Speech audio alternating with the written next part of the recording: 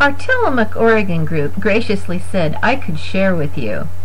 See the guy in the middle there? He's our group facilitator along with his wife, together with exercise. Since our speaker was talking about deep brain stimulation, I chose foot, ankle, and lower leg work because DBS doesn't help balance.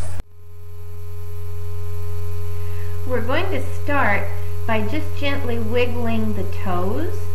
Now remember, when we're doing these exercises, you're not going to want to wiggle fast, you're not going to want to point toes or anything, or do any of these exercises too fast or too extreme until you're practicing them for a few days.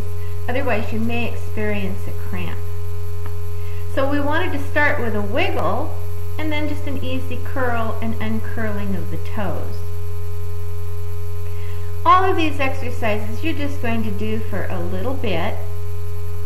This part is just kind of warming everything up. It's warming all of these muscles in this area. It's warming down under here and obviously warming up the toes themselves. The ankle circles, go ahead and put your foot over the knee over the top of the other knee, and you're just going to gently go around in a circle with your ankle. Again, nothing too extreme. Don't go really high or really pointed, just a comfortable ankle circle. And after you've done it a few times, go the other direction.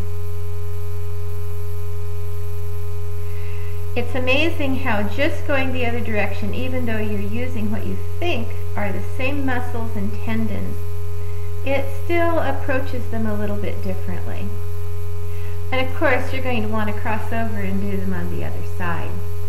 But for brevity, we're going to move instead to something I call side rolls. I'll drop my camera down here just a little bit for you.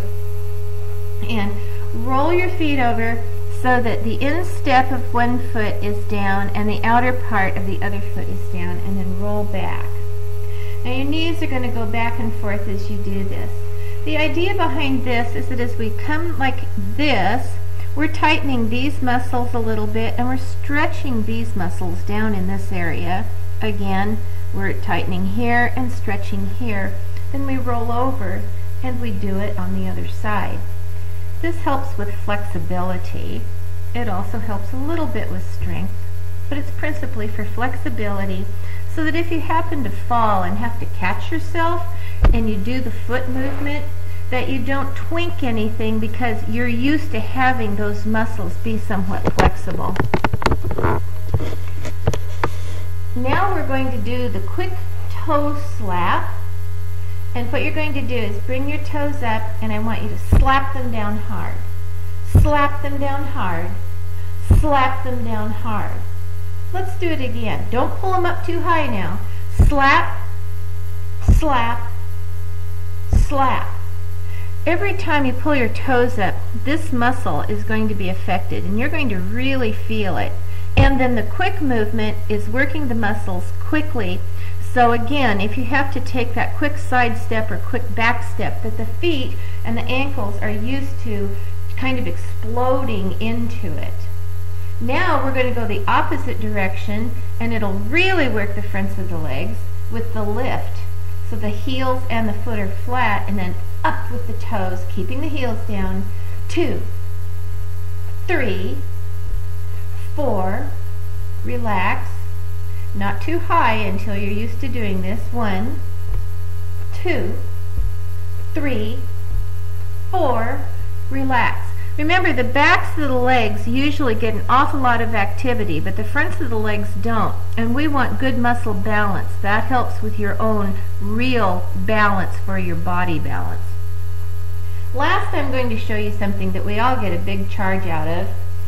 And this is, again, done with some of those real Cheryl specific exercise pieces of equipment.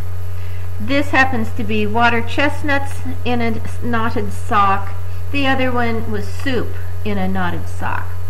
Now you can cross your foot across, put that knot right between the toes, and lift, and lift, and lift, and lift.